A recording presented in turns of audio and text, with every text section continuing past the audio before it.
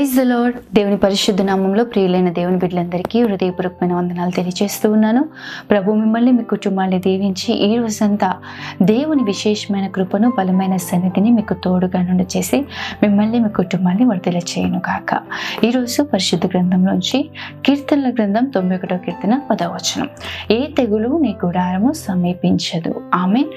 దేవుడు చక్కటి వాగ్దానాన్ని మనకు అనుగ్రహిస్తున్నాడు. ప్రియ దేవుని బిడ్డ, మన దేవుడు ఏ తెగులు, ఏ అపాయము మన గుడారం సమీపించకుండా కాపాడే దేవుడు. ఈరోజు అనేకమైన ప్రతికూలమైన పరిస్థితులు, భయంకరమైన అనుభవాలు మనం కన్నులారా చూస్తూ ఉన్నాం.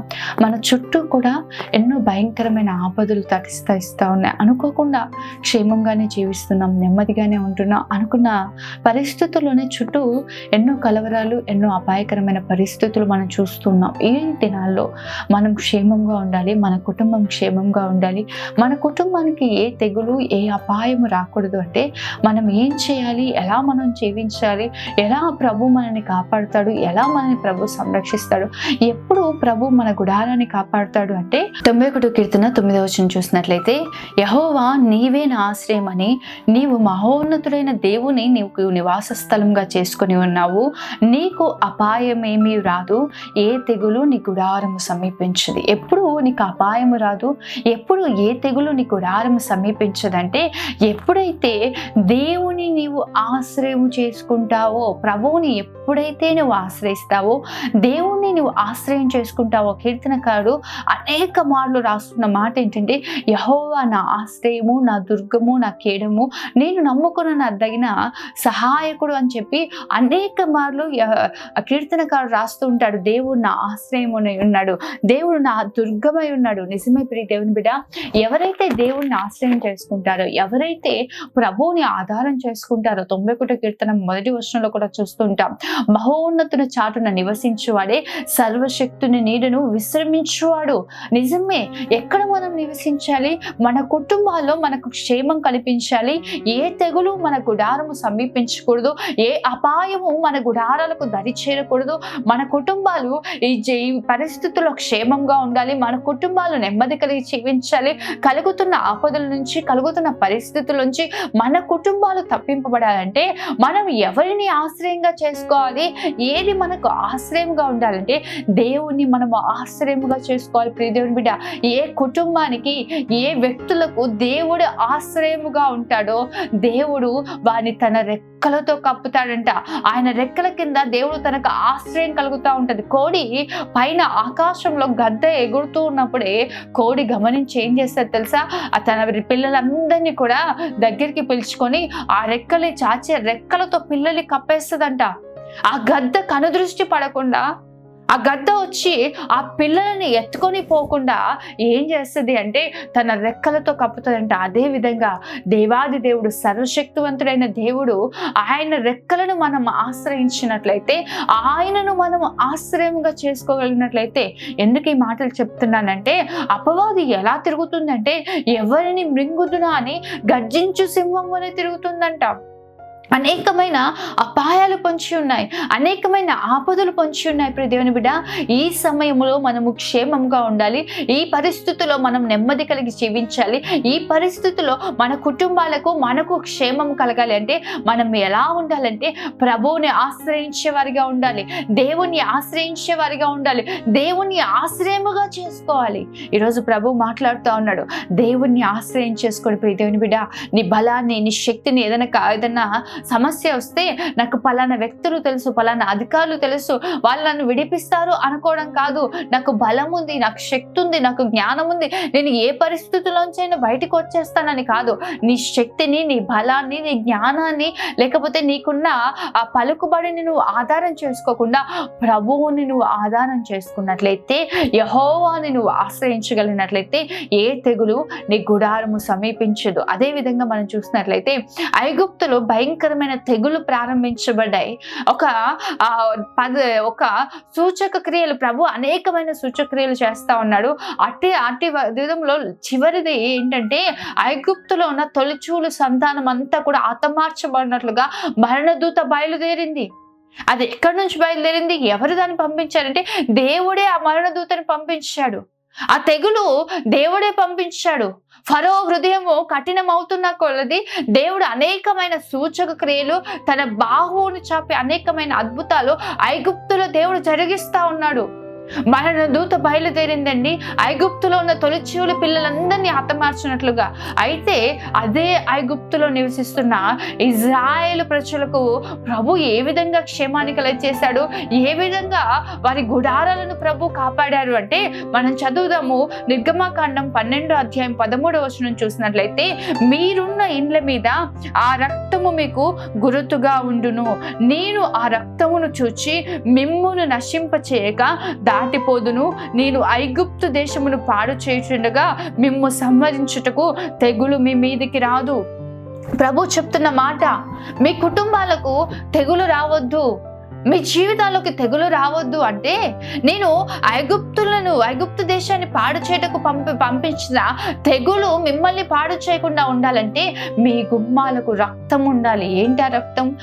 అయితే ఇప్పుడు మనం నూతన నిబంధన ప్రకారం చూసినట్లయితే క్రీస్తు రక్తము ద్వారా మనం కడగబడి ఉండాలి. ప్రియ దేవుని బిడ్డ, ఎవరైతే తన పాపాలను ఒప్పుకొని మారు మనస్సు పొందుకొని యేసే రక్తములో పరిశుద్ధపరచుకొని బాప్తిజం తీసుకొని వారి పాపాలను కడుక్కొని రక్షణ అనుభవంలోకి ఎవరైతే వస్తారో వారికి ఏ తెగులు కాకుండా ప్రభువు కాపాడుతాడు. ఈరోజు నీ కుటుంబానికి రక్షణ ఉందా?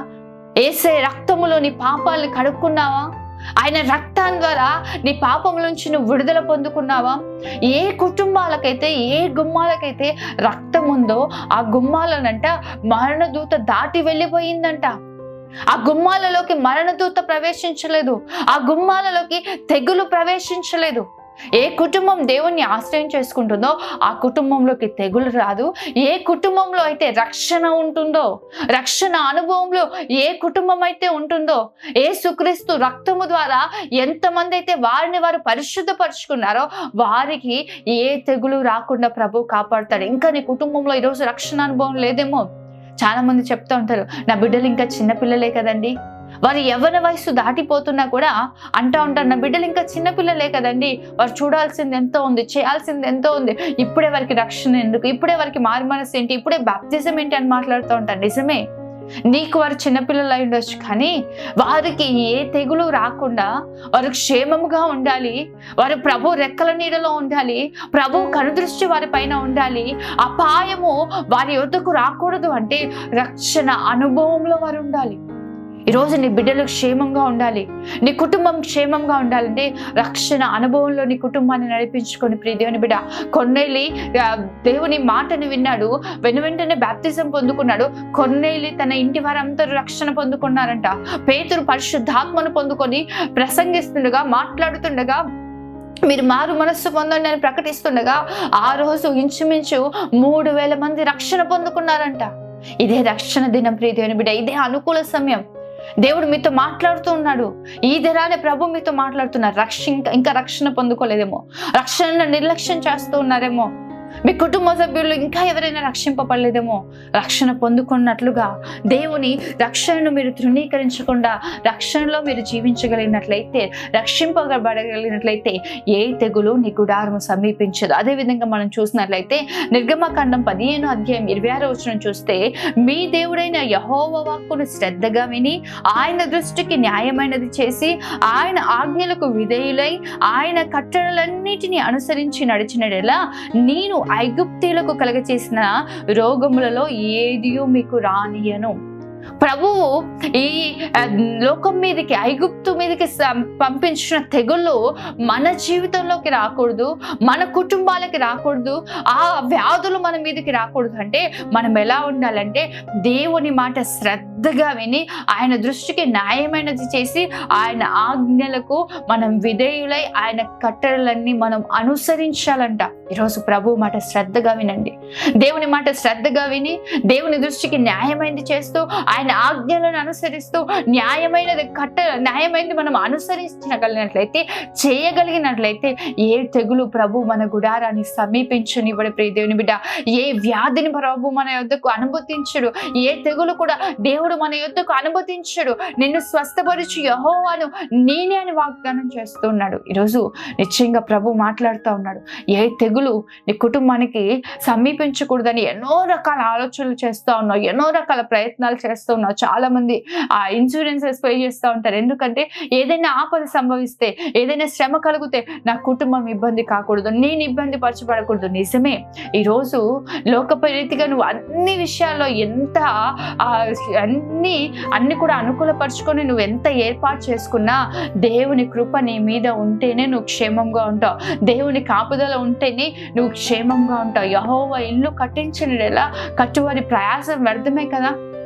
ఈరోజు నువ్వు ఎన్ని ప్రిప్లాన్డ్గా నువ్వు చేసుకున్నా నువ్వు క్షేమంగా ఉండాలి అంటే ప్రభువుని ఆశ్రయించండి. నీ కుటుంబం రక్షణ అనే అనుభవంలో ఉండాలి.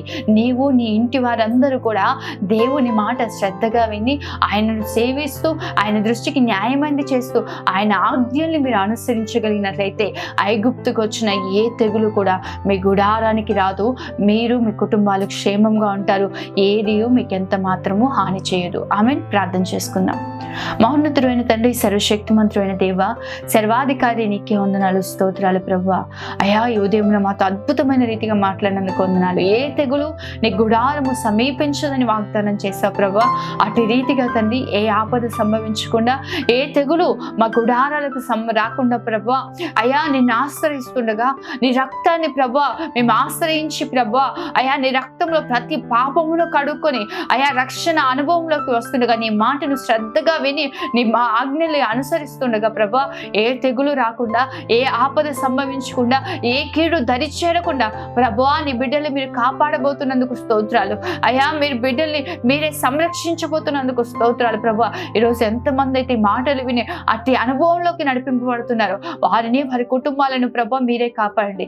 ఏ అపాయము వారి దరి చేరకుండా, ఏ తెగులు వారి గుడారము సమీపించకుండా నీ బిడ్డలందరినీ ఆశీర్వదించమని ప్రార్థిస్తున్నాం తండ్రి. ప్రతి కుటుంబాన్ని దీవించండి, మేలు చేత నింపండి, బలమైన కార్యాలు జరిగించండి. ఈ రోజంతా నీ బిడ్డలకు మీరు తోడుగా ఉండమని, నీ సన్నిధిని తోడుగా నుండి చేయమని యేసు పరిశుద్ధ నామములో అడిగి వేడుకుంటూ ఉన్నాను తండ్రి. ఆమేన్. దేవుడు మిమ్మల్ని, మీ కుటుంబాన్ని దీవించి ఏ తెగులు మీ గుడారము సమీపించకుండా ప్రభు మిమ్మల్ని కాపాడును గాక. ఆమేన్. God bless you.